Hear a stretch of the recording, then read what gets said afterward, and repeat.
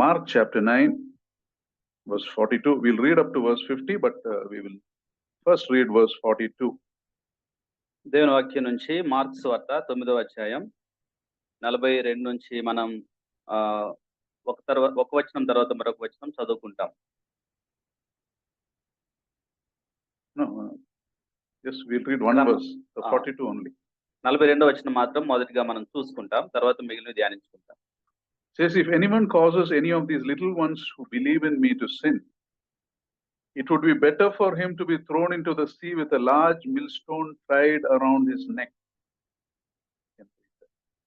నా యందు విశ్వాసముంచు ఈ చిన్నవారిలో ఒకని అభ్యంతరపరచువాడు ఎవడో వాడు మెడకు పెద్ద తిరుగట్రాయి కట్టబడి సముద్రంలో పడవేయబడుట వానికి మేలు. You know, this is a passage, if you read the following verses and this verse, it is a very uncomfortable passage to read. ఈ యొక్క వాక్య భాగాలు మనం చూసినట్లయితే ఇది ఎంతో అసౌకర్యంగా చదవటానికి అసౌకర్యంగా ఉండే వాక్య భాగం ఇది. We don't even want to think of some of the things written here. అసలు ఈ వాక్య భాగంలో ఉన్న కొన్ని విషయాల గురించి అయితే ఆలోచించడానికి కూడా మనకు ఆలోచించాలని కూడా అనిపించదు. In these verses we see some frightening languages used. ఎందుకంటే కొంత భయం గొలిపే భాష ఈ వచనాల్లో ఉపయోగించబడింది. Verses speak of tying millstone around people's neck and throwing them into the sea. ఈ యొక్క వచనాలు మనిషి మెడలో ఒక తిరుగట్రాయి కట్టబడి సముద్రంలో పడవేయబడటం గురించి మాట్లాడుతున్నాయి. Speaks of cutting off hand and feet or plucking out eyes. అలాగే చెయ్యిని పాదంని నరికివేయటము, అలాగే కన్నుల్ని పెరికివేయటము, తొలగించుకోవటం గురించి మాట్లాడుతుంది. And these verses also speak of hell in terms of fire that will not be quenched and worms that will not die. అలాగే ఆర్ని అగ్ని గురించి ఆ యొక్క పురుగుల గురించి ఈ వచనాలు మాట్లాడుతూ ఉన్నాయి. You know what these verses speak about is the Lord is telling his disciples that the gospel of the kingdom is a call for radical change in our behavior. ఈ యొక్క వచనాల్లో మనం చూసినట్లయితే ప్రభువారు మన యొక్క ప్రవర్తనలో రావాల్సిన సమూలమైన మార్పును గురించి బోధిస్తూ ఉన్నారు. You know, that means if you're following the Lord, we need to deviate drastically from what society has come to accept as normal. ఈ యొక్క లోకంలో యేసుక్రీస్తు ప్రభువారిని నువ్వు వెంబడిస్తూ ఉన్నట్లయితే ఈ లోకం సర్వసాధారణంగా అంగీకరించే అనేకమైన విషయాల నుంచి నువ్వెంతో తీవ్రంగా వాటి నుంచి వైదొలిగిపోవాలి. And this passage talks of at least two things that can take you to hell. ఈ యొక్క వాక్య భాగంలో మనం చూసినట్లయితే నరకానికి నిన్ను తీసుకెళ్లే రెండు కనీసమైన విషయాలు ఇక్కడ ప్రస్తావించబడుతూ ఉన్నాయి. First is, if you misguide those God has kept under your care, that can take you to hell. మొదటిగా నీ యొక్క సంరక్షణలో ప్రభువారు ఎవరినైతే ఉంచారో వారిని నువ్వు దారి తప్పిస్తూ ఉన్నట్లయితే నువ్వు నరకానికి కొనుక్కోబడతావు. You see, it can mean apply to parents, it can apply to teachers, it can apply to preachers. ఈ యొక్క ఈ గుంపులో తల్లిదండ్రులు ఉండొచ్చు, సండే స్కూల్ టీచర్లు ఉండొచ్చు, లేదా వాక్య బోధకులు ఉండొచ్చు. God has kept some people under our influence, and if they learn the wrong things from you, you will pay a terrible price. నీ యొక్క సంరక్షణ కింద ప్రభువారు కొంతమంది వ్యక్తుల్ని ఉంచినప్పుడు వారిని నువ్వు ఆత్మీయ మార్గం నుంచి దారి తప్పించినట్లయితే ఎంత గొప్ప వేళ నువ్వు చెల్లించవలసి ఉంటావు. You know, as a leader of a pastor of the church, God has kept that person as an influencer to lead the congregation the right thing.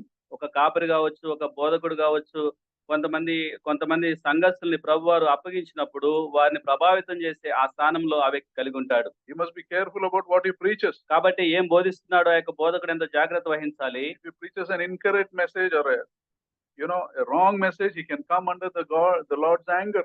ఒకవేళ ఆ వ్యక్తి కాని సందేశాన్ని ఏదైనా బోధించినట్లయితే దేవుని యొక్క ఉగ్రత కిందకు ఆ వ్యక్తి తీసుకొని రాబడతాడు. Now, why do preachers preach an incorrect or a false message? ఎందుకు చాలా మంది బోధకులు తప్పుడు బోధల్ని, నకిలీ బోధల్ని చేస్తూ ఉంటారు?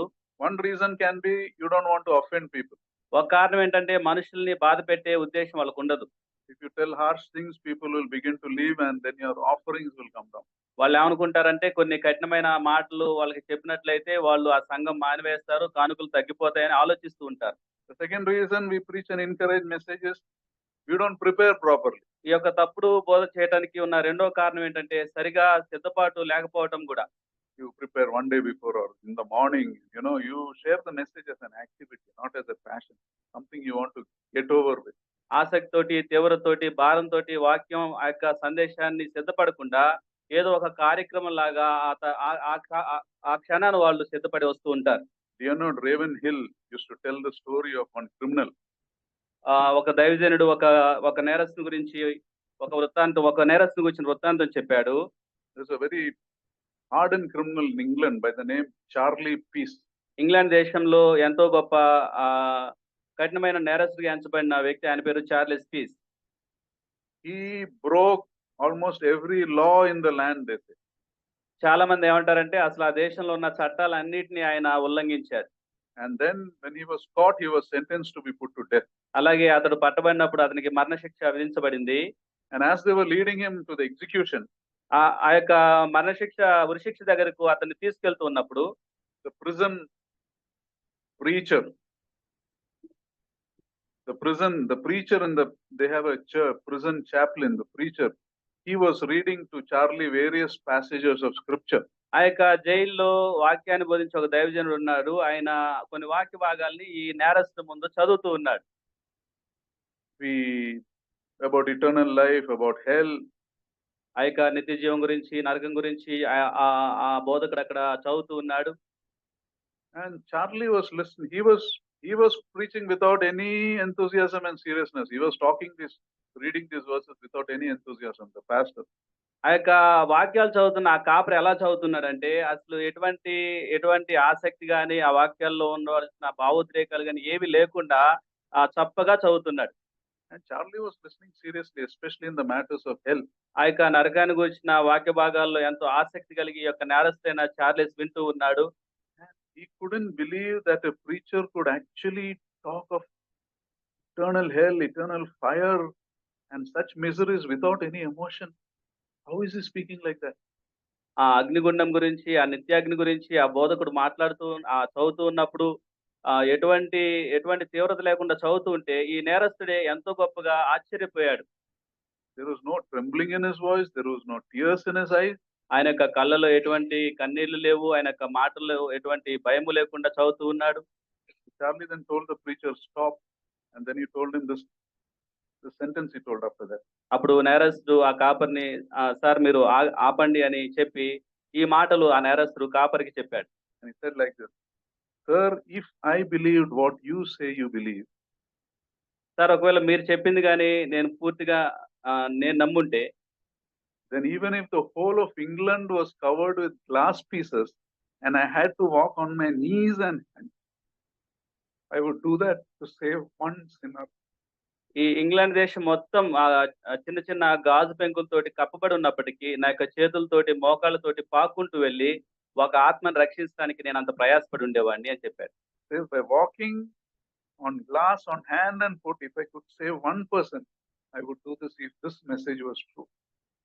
నువ్వు చదువుతున్న ఈ సందేశమే కానీ నిజమైనదని నువ్వు నమ్ముతూ ఉన్నట్లయితే, నేను నమ్ముతూ ఉన్నట్లయితే, ఈ దేశమంతా గాజు పెంకుల మీద ఉన్నప్పుడు ఆ గాజు పెంకుల మీద నడుచుకుంటూ వెళ్ళి ఒక ఆత్మను రక్షించడానికి నేను ప్రయాసపడతాను అని చెప్పాడు.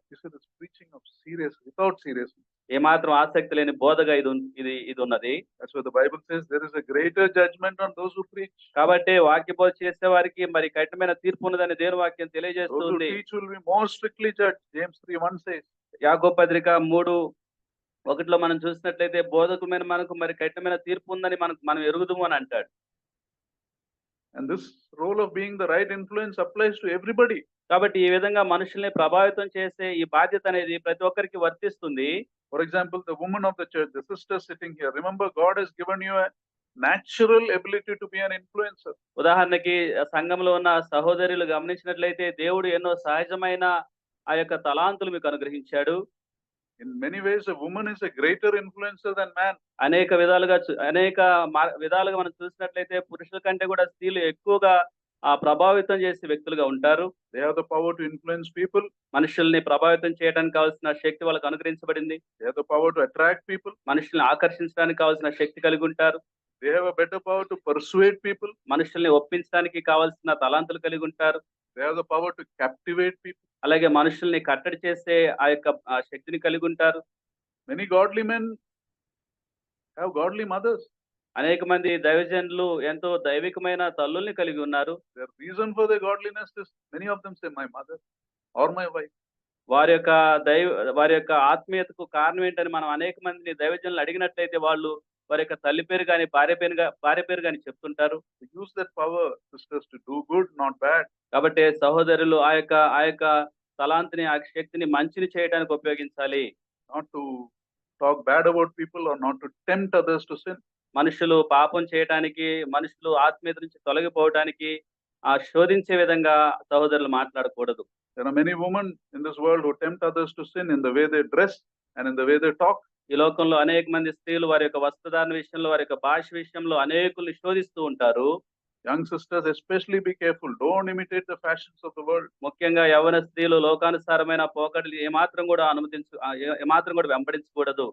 You tempt someone, if that person sins, God holds you accountable also. ఒకవేళ నువ్వు శోధించిన తర్వాత ఆ వ్యక్తి గాని పాపం చేసినట్లయితే ప్రభు నిన్నే లెక్క అడుగుతాడు. నిన్ను కూడా లెక్క అడుగుతాడు. Not only that, they will suffer also in this world, women. అంతేకాదు ఆ విధంగా శోధించి ఎవరినైతే పాపంలోనికి నడిపిస్తున్నారో వాళ్ళు ఈ లోకంలో ఎంతో బాధ పొందుతారు. Many women are good looking, but they are not smart. అనేక మంది స్త్రీలు సుందరంగా ఉన్నప్పటికీ ఎటువంటి జ్ఞానం వాళ్ళు కలిగి ఉండరు. And their behavior attracts the wrong kind of people into their lives. వారి యొక్క ప్రవర్తన చెడ్డ మనుషుల్ని వారి యొక్క జీవితంలోనికి మోసుకొస్తుంది. And we know in a wrong relationship the woman suffers more than man. ఆ విధంగా ఆ కాని సంబంధాలలో పురుషుని కంటే స్త్రీ ఎక్కువ దుఃఖాన్ని పొందుకుంటుంది. Don't be a wrong influence. కాబట్టి చెడు ప్రభావం మనం ఇతరుల మీద చూపించకూడదు. And this was especially applies to parents. ఈ యొక్క వచనాలు ప్రత్యేకంగా తల్లిదండ్రులు కూడా వర్తిస్తాయి.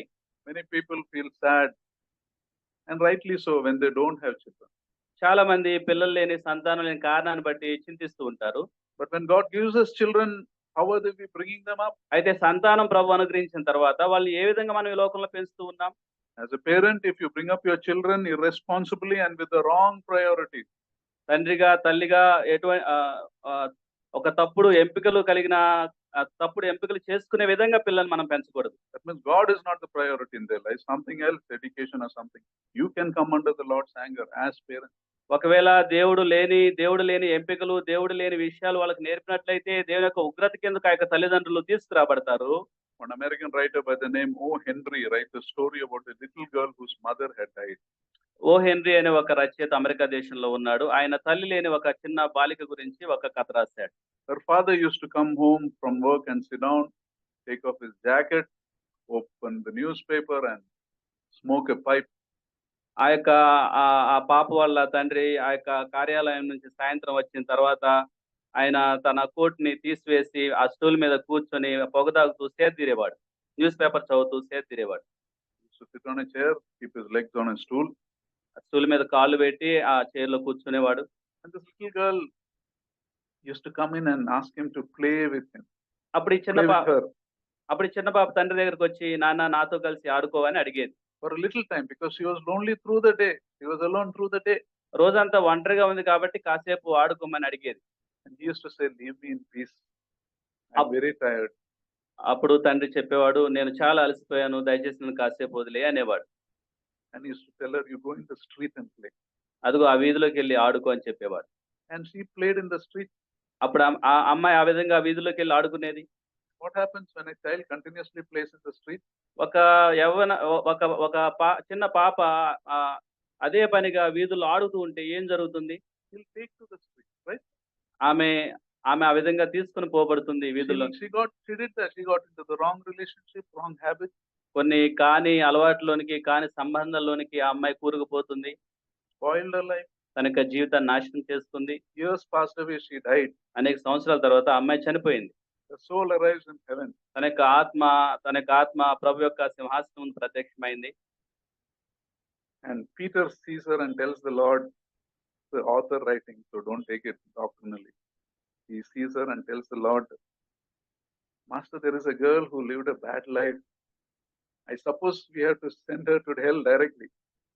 హెన్రీ గారు రాసిన కథలో ఈ విధంగా ఉంది. ఏంటంటే అప్పుడు పేతురు ఆ అమ్మాయిని చూసి ప్రభువారితో చెప్పాడు, ప్రభు ఈ అమ్మాయి ఎంతో చెడ్డ జీవితం జీవించి వచ్చింది కాబట్టి మనం ఈ అమ్మాయిని నరకానికి పంపించేయాలి అని అన్నాడు. The Lord gently says, no, let her in, he says. అప్పుడు ప్రభువారు కనికరంతో చెప్పాడు, లేదు ఆ అమ్మాయిని ఇక్కడే ఉండనివ్వు. Then he says, but bring me that man who refused to play with her. కానీ ఆ అమ్మాయితో ఆడుకోవడానికి ఆ ఇష్టం చూపించిన ఆ అమ్మాయితో ఆడుకోకుండా ఉన్న ఆ వ్యక్తిని పట్టుకొని రండి అన్నాడు ప్రభు. The one who sent her to play in the street. వీధుల్లో ఆడుకోవడానికి పంపించిన ఆ తండ్రి అనబడిన ఆ వ్యక్తిని తీసుకొని రండి అని ప్రభు పిలిచాడు. Sent him to hell. అతన్ని మొదటగా నరకానికి పంపించాలి అని చెప్పాడు. Just a story, but the point is very important. ఇక్కడ ఉన్న ఈ కథలో చాలా ప్రాముఖ్యమైన ఒక విషయం ఉంది. God will deal sternly with the person who by his actions lead others to sin. ఏ వ్యక్తి అయితే తన యొక్క క్రియల చేత ఒక వ్యక్తి పాపం చేయడానికి ప్రేరేపిస్తూ ఉంటాడో ఆ వ్యక్తి పట్ల ప్రభు ఎంతో కోపాన్ని, ప్రభు యొక్క ఆగ్రహాన్ని ఆ వ్యక్తి పొందుకోవాల్సి వస్తుంది. God will deal sternly with the person who by his actions keeps a stumbling block before a weaker person. ఒక బలహీనుడు తన యొక్క ఆత్మీయ దారిలో వెళ్తూ ఉన్నప్పుడు తనకి ఆటంకం కలిగించే క్రియలు ఎవరైనా చేస్తే వాళ్ళ పట్ల దేవుడు ఎంతో కోపంతో వ్యవహరిస్తాడు. Now, you may have done it without thinking, or you may have done it deliberately. That does not matter. బహుశా నీకు తెలియకుండా ఏదో చేస్తుంటే అది అది ఇక్కడ పరిగణించబడదు. The point is, if sinning is terrible, teaching another person to sin is far more terrible.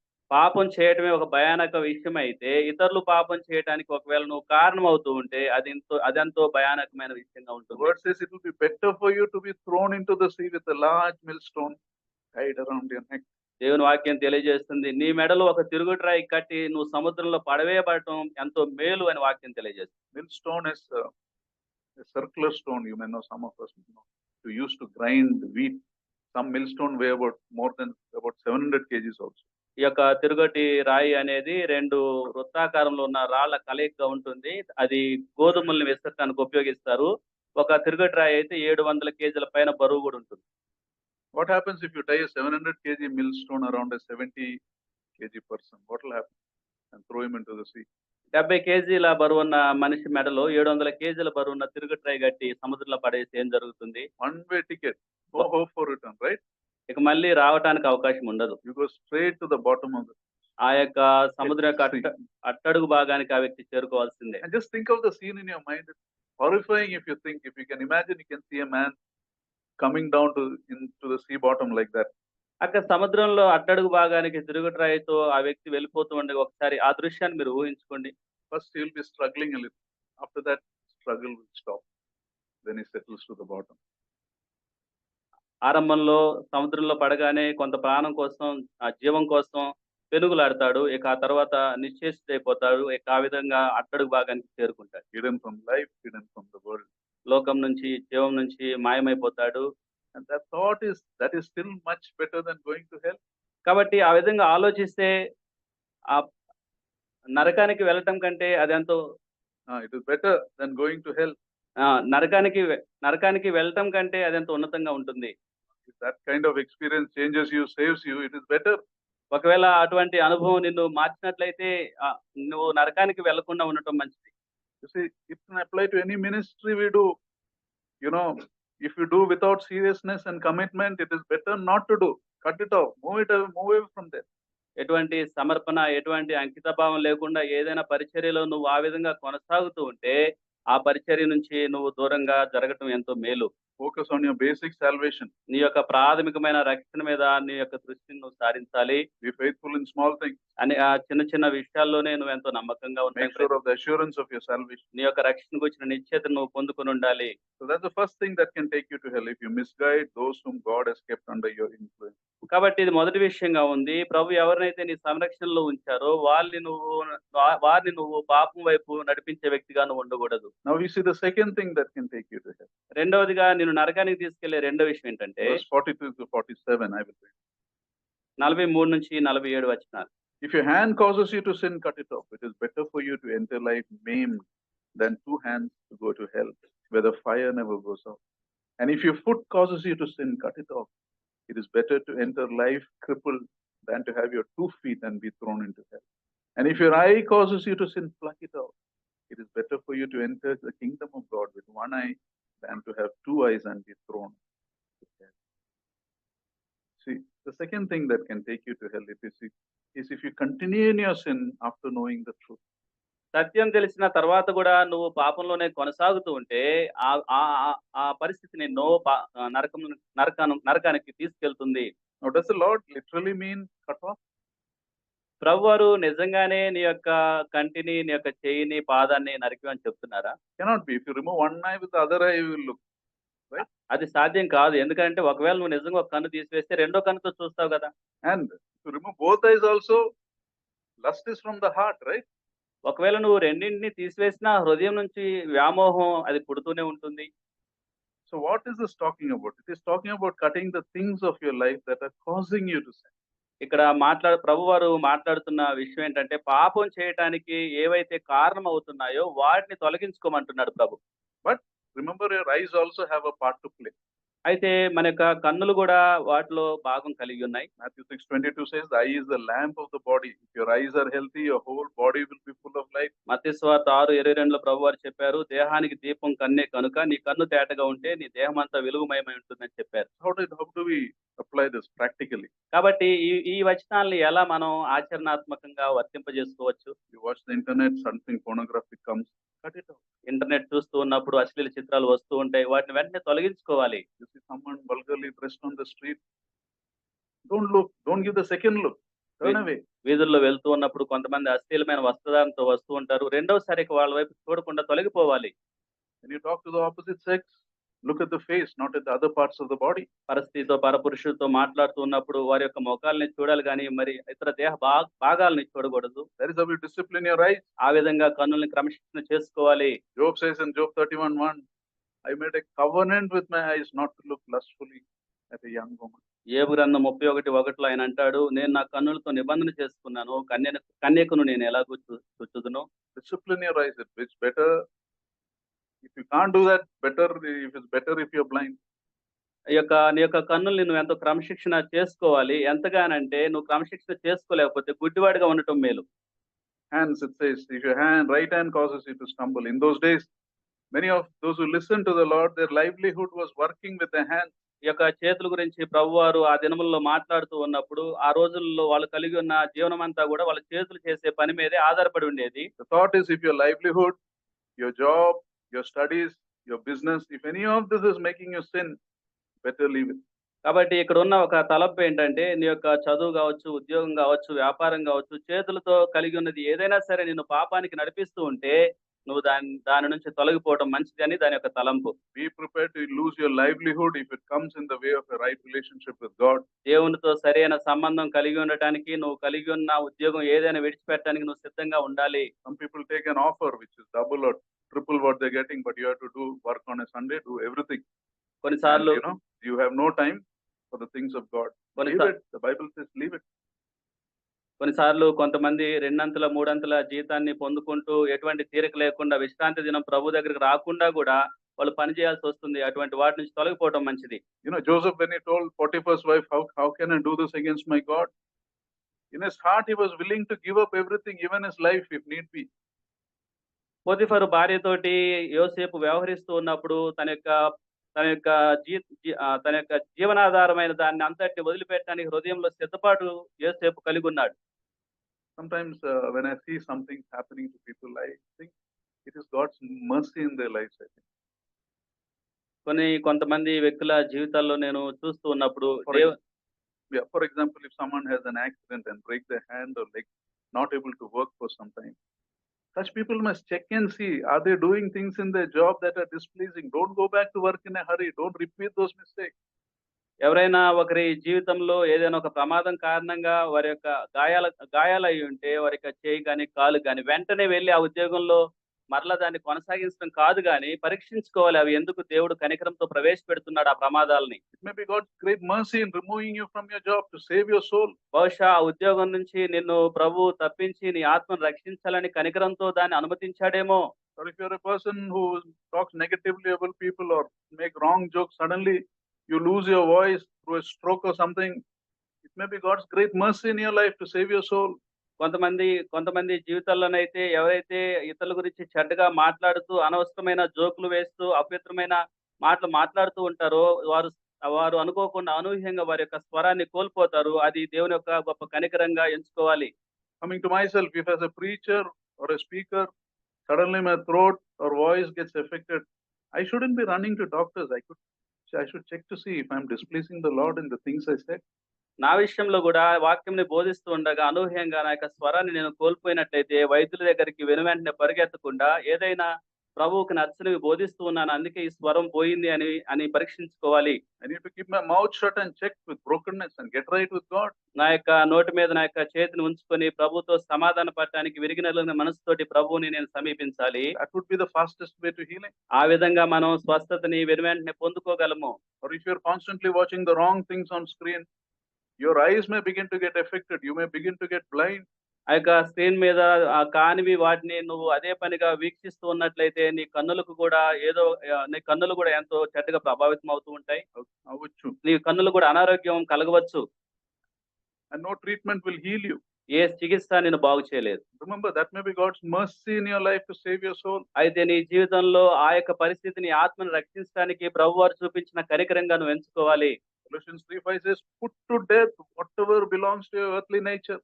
ఈ యొక్క భూలోక సంబంధమైన వాటన్నిటిని కూడా చంపివేయడి అని కొలస్సీ పత్రికలో వాక్యం సెలవిస్తూ ఉంది. Romans 8:13 says, if you live according to the flesh, you will die. శరీరానుసారంగా ప్రవర్తిస్తే నువ్వు చనిపోతావు అని రోమా పత్రిక 8:13లో రాయబడి ఉంది. Discipline your body, practice self-control. నీ యొక్క దేహాన్ని నువ్వు క్రమశిక్షణ కిందకి తీసుకురావాలి. If you're serious about avoiding avoiding hell, look to remove some things that may be very dear in your life today. నువ్వు నరకం నుంచి తప్పించుకోవాలన్న ఆసక్తి తీవ్రత కలిగి ఉన్న వ్యక్తివైతే నీ జీవితంలో పాపానికి సమీపంగా ఉన్న వాటిని నువ్వు తొలగించుకోవాలి. Some habits, some friendships, some choices. కొన్ని స్నేహాలు, కొన్ని ఎంపికలు, కొన్ని అలవాట్లు. Sometimes cutting these off is more painful than losing an organ. కొన్నిసార్లు అసలు వీటి నుంచి తప్పించుకోవడం అని అంటే మన దేహంలో నుంచి ఒక అవయవాన్ని కోల్పోవడం అన్న సులభమే అనిపిస్తుంది. Not to do anything to avoid hell. Hell is not worth it.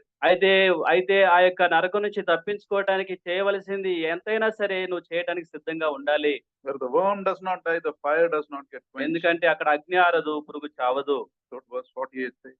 48వ వచనం తెలియజేస్తుంది. Two things are mentioned here. Hell, a place of intense suffering and a place of eternal suffering. నరకము గురించిన రెండు విషయాలు ఇక్కడ రాయబడ్డాయి. ఒకటి ఏంటంటే ఎంతో తీవ్రమైన బాధ నరకంలో ఉంటుంది. రెండవది అది నిత్యము ఉంటుంది. It's a place of intense suffering. That means you cannot bear. Place of fire, a place of worm. ఈ యొక్క అగ్ని అలాగే పురుగులు ఉన్న ఈ స్థలంలో ఆ యొక్క బాధ ఎలా ఉంటుందంటే నువ్వు భరించలేని బాధగా ఉంటుంది. You put a little finger on fire for 5 seconds. What will happen? You'll scream. Most of us.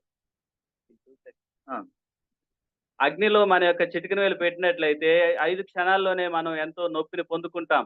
Imagine being in the hell, fires of hell. ఆ యొక్క నరకాగ్ని మనం ఊహించుకోవచ్చు ఆ విధంగా. Eternal suffering. That means it's forever. And what you can't suffer for 5 seconds, you can't handle for 5 seconds, you will suffer eternally. ఆ యొక్క 5 క్షణాలు ఈ యొక్క అగ్నిని మనం భరించలేనప్పుడు ఆ యొక్క నరకంలో ఉన్న అగ్నిని ఏ మాత్రం కూడా మనం భరించలేము. And verse 49 says, everyone will be salted with fire. 49వ వచనంలో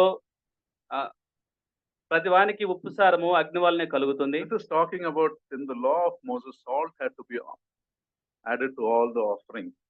Salt is used for cleaning, salt is used for preserving. మోషే ధర్మశాస్త్రంలో చూసినట్లయితే వాళ్ళు దేవునికి అర్పించిన అర్పణలు అన్నిట్లో కూడా ఉప్పు ఉపయోగించబడింది. ఉప్పు నిల్వ చేయడానికి అలాగే ఆ సారమునకు ఉపయోగించబడుతుంది. That means as believers, this refers to the tests God allows in our life to cleanse us and purify us. దీని యొక్క అర్థంను మనం గ్రహించినట్లయితే విశ్వాసుల జీవితాలలో ఈ యొక్క ఉప్పు మనల్ని శుద్ధి చేయుటకు పరిశుద్ధపరచుటకు ఉపయోగించబడుతుంది. That means the opportunities we get to sin and the trials we face in our life are also the tests God is allowing in our life. అంటే పాపం చేయటానికి విశ్వాస పొందుకునే అవకాశాలు అలాగే తన జీవితంలో తాను పొందుకునే ఆత్మీయ శ్రమలు అన్ని కూడా దేవుడిచ్చే ఎంపికలుగా వాటిని ఎంచుకోవాలి. We are being tested to determine if we love the Lord Jesus more or if we love ourselves and sin more. ఈ యొక్క ప్రభు ఇస్తున్న ఈ యొక్క అవకాశాలని మనం పాపం చేయడానికైనా ఉపయోగించుకోవచ్చు, లేదా దేవుని దగ్గరికి రావడానికైనా వీటిని మనం ఉపయోగించుకోవచ్చు. And there are many who call themselves believers. They will obey God as long as it gets them what they want in life. But the moment they are called, a loss is involved, they move away. చాలా మంది విశ్వాసులు వారి యొక్క జీవితాలలో వారు అనుకున్నట్లుగా దేవుడు కార్యం చేస్తున్నప్పుడేమో దేవునిలో ఉంటారు. ఎప్పుడైతే కొంత నష్టం కలుగుతుందో అప్పుడు దేవుని నుంచి వాళ్ళు వెనువెంటనే తొలగిపోతూ ఉంటారు. If they need to sacrifice something, they need to. ఏదైనా త్యాగం చేయవలసి వస్తే వెంటనే ప్రభు దగ్గర నుంచి తొలగిపోతారు వాళ్ళు. I remember in Nacharam church, Jesuri uncle used to, anyone who comes late, he used to tell them, go back, don't come. After some time, he'll give some 10 minutes. ఆ యొక్క నాచారం సంఘంలో జయసూరి అంకుల్ ఆ యొక్క ఆలస్యంగా వచ్చే వాళ్ళని దయచేసి ఇక రావద్దు, మీరు వెళ్ళిపోండి, మీ సమయం అయిపోయిందని చెప్పేవాడు. And many people felt bad and stopped coming to church. చాలా మంది ఆ విషయాలకు నొచ్చుకొని ఇక సంఘానికి కూడా వాళ్ళు మానేశారు. One person was telling me about this. Very, very strict like this is too much, you know. ఒక వ్యక్తి నాతోటి ఆ విషయాలు చెప్పారు. అవి ఎంతో So I just looked at that person. I know him well. I just thought to myself, has he become a better person by not coming to church late or leaving the church? No, he has become a weaker person spiritually. ఒక వ్యక్తి ఒక వ్యక్తి అసలు మానేయటం కంటే ఆలస్యంగా రావటం మేలు. ఎందుకంటే ఆ వ్యక్తి సంఘం మానేస్తే ఆత్మీయంగా మరెంతో బలహీనుడైపోతాడు. Yeah, I didn't say like that, but అని అనుకున్నాను నేను. What I meant was, don't leave something because somebody scolds you. ఎవరో తిట్టారని మనం విషయాలను విడిచిపెట్టొద్దు. Take it as God telling you something. Get more discipline. Come closer to the Lord. ప్రభువే చెప్తూ ఉన్నట్లుగా మరి ఎక్కువైన క్రమశిక్షణలోనికి రావాలి. We'll be here today, gone tomorrow. ఇక్కడ ఈ రోజున ఉన్నాం కానీ రేపు ఎక్కడ ఉంటామో తెలియదు. But we are answerable to the Lord. అయితే ప్రభువుకు మనం లెక్కప్ప చెప్పవలసిన వారమై ఉన్నాం. Especially when people say something you don't like, maybe you don't like the person also. You don't like. Don't take it against the person. Look at God speaking to you. అయితే ఎవరైనా ఏదైనా నీకు చెప్పినప్పుడు వెంటనే దాన్ని తీసుకోవద్దు కానీ నువ్వు ప్రభు వైపు చూడాలి. You know, it can be the test God allows in your life. బహుశా నీ జీవితంలో ప్రభువారు అనుమతించే పరీక్ష అది అయి ఉండొచ్చు. As for these verses, they loved their sins more than they loved God. ఈ యొక్క వచనాలలో వారు పాపాన్ని ఎక్కువగా ప్రేమించి ప్రభువారిని పాపం కంటే ఎంతో తక్కువగా They ప్రేమించారు. loved their sins more than they loved life. జీవం కంటే ఎక్కువగా పాపాన్ని వాళ్ళు ప్రేమించారు. They were telling that this temporary life on earth is more important than going to the kingdom of heaven. ఆ యొక్క పరలోకానికి ప్రవేశించడం కంటే ఈ తాత్కాలికమైన జీవితమే ఎంతో ఎక్కువ అని వాళ్ళు చెప్పారు. They're choosing eternal fire over the kingdom of God. దేవుని యొక్క రాజ్యానికి బదులుగా నిత్య నరకాన్ని వాళ్ళు ఎంచుకున్నారు. And that is a shocking choice, right? ఇదెంతో భయం గొలిపే ఎంపికగా ఉంది. No sin is worth going to hell. ఏ పాపం చేసి ఏ మాత్రం కూడా మనం నరకానికి వెళ్ళకూడదు. And it is a choice so many people do every day. Regularly they make this choice. కానీ అనేకులు పాపం చేసి నరకానికి వెళ్ళే ఆ ఎంపికని ప్రతిరోజు వాళ్ళు ఎంచుకుంటూ ఉన్నారు. But the truly righteous people will walk in obedience in spite of all opposition, all loss, all trial. అయితే ఎన్ని శ్రమలు ఉన్నప్పటికీ ఎన్ని ఇబ్బందులు ఉన్నప్పటికీ నీతిమంతులు నిశ్చయంగా ఈ యొక్క దేవుని రాజ్యంని ఎన్నుకుంటారు. Remember, salvation is meant to save you from your sin. రక్షణ అనేది నిన్ను రక్షించడానికి పాపం నుంచి రక్షించడానికి రక్షణ నీకు అనుగ్రహించబడింది. Salvation is not meant to save you in your sin. You cannot continue in your sin and think you're saved. నీ యొక్క పాపాల్లో నువ్వు కొనసాగుతూ ఉండగా రక్షించడానికి నీకు రక్షణ అనుగ్రహించబడలేదు. Also remember, when dealing with sin, what you don't overcome today is going to rule you tomorrow. పాపంతో వ్యవహరించేటప్పుడు ఒక విషయం మనం బహు జాగ్రత్తగా గుర్తు పెట్టుకోవాల్సింది ఏంటంటే ఈ రోజున పాపాన్ని మనం నియంత్రించకపోతే రేపటి దినాన ఆ పాపం నిన్ను నియంత్రిస్తుంది. Verse 50.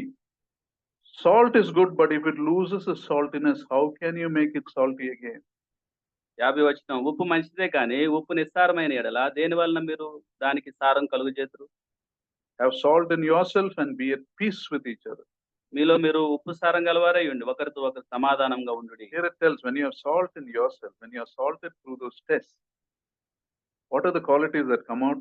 Truth, kindness, joy, peace, all the right things come out. And this puts us at peace with one another.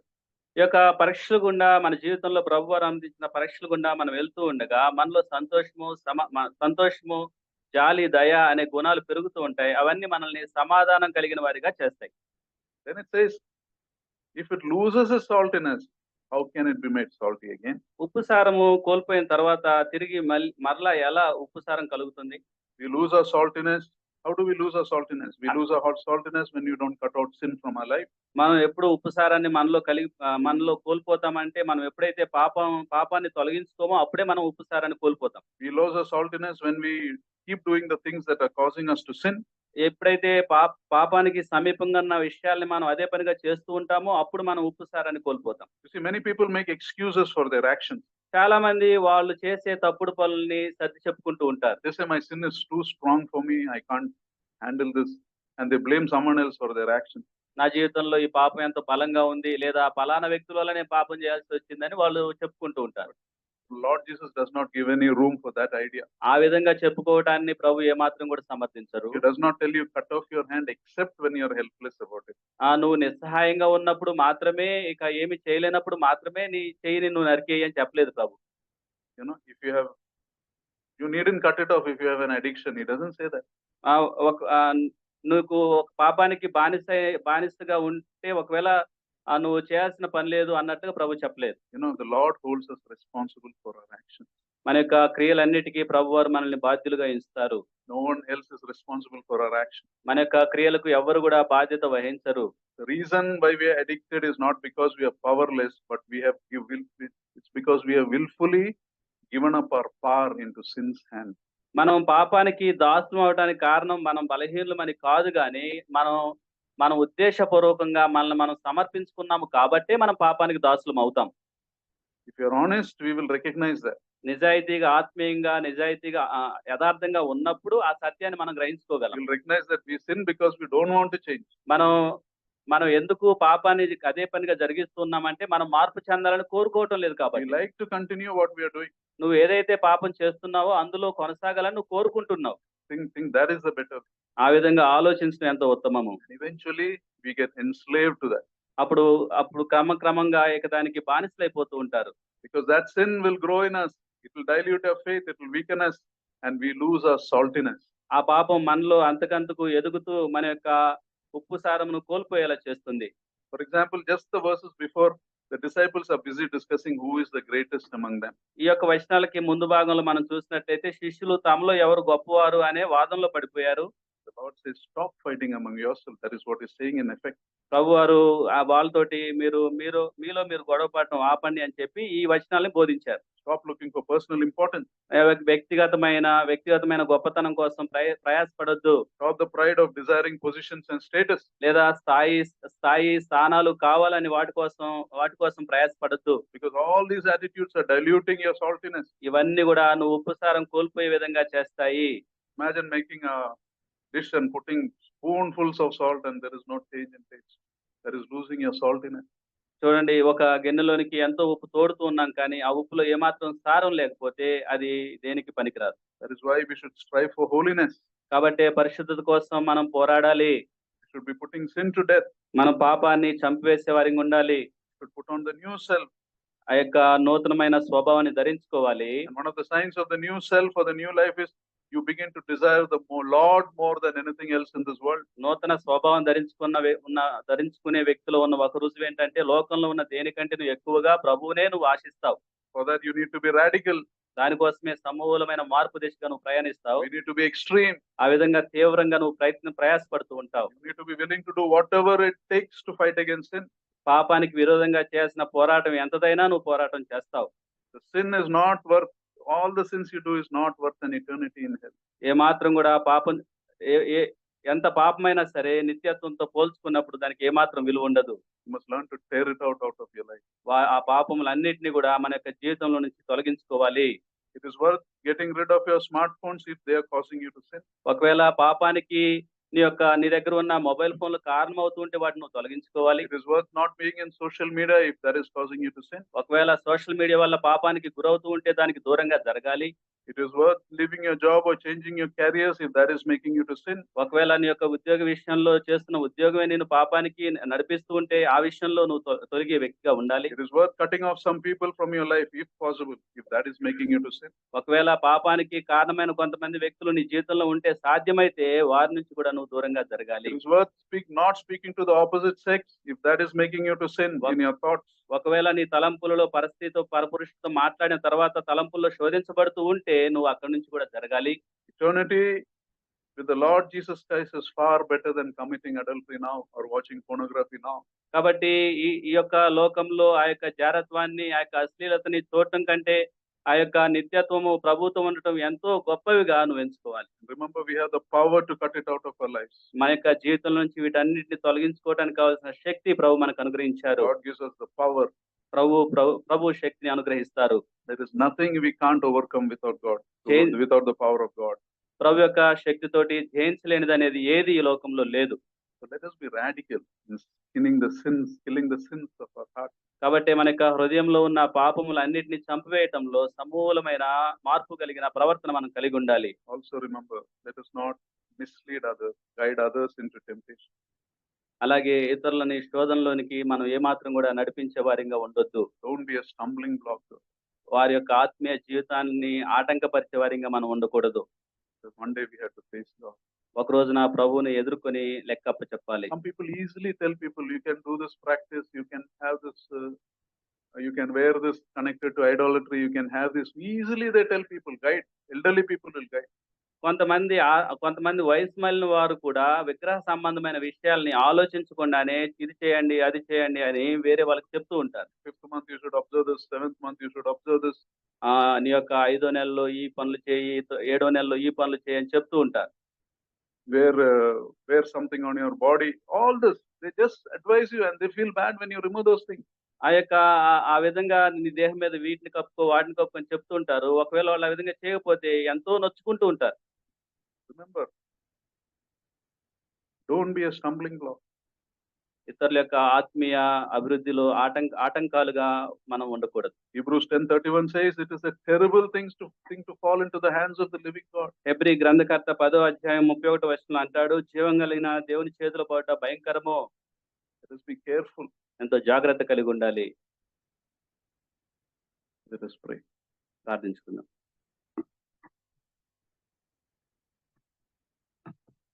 Father, we thank you for this time that you have given us. Thank you for your word, your precious word. Lord, give us that radical way of thinking, not something the world accepts as normal, not something most Christians accept as normal. Lead us, Lord, to know hell is terrible. Nothing is worth going there, and it is eternal. Our life on earth, when it ends, all our choices will end. And when it will end, we don't know. It can be sudden. So, Lord, may we be serious in having the right relationship. Lead us and guide us, Master. Pray for each one of us here who are listening online. May we be serious in cleansing out from our lives everything that displeases you. Thank you, Lord. In Lord Jesus' most precious name we pray. Amen. Now to him who is able to keep you from falling and to present you before his glorious presence without fault and with great joy, to the only God our Savior, be glory, majesty, power and authority through Jesus Christ our Lord before all ages, now and forevermore. Amen.